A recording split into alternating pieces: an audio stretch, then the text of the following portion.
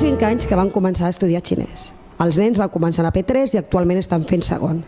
Per què vam decidir fer xinès? S'ha demostrat que la llengua xinesa afavoreix el desenvolupament dels dos hemisferis del cervell, ja que és una llengua tonal. Per una banda, a l'hemisferi dret fomenta i desenvolupa tot el que són les melodies i tonalitats. Per altra banda, a l'esquerra s'ha encarregat d'endreçar i interpretar les estructures lingüístiques. A més, s'ha comprovat que aquells nens que fan xinès també les matemàtiques se'ls dona força millor.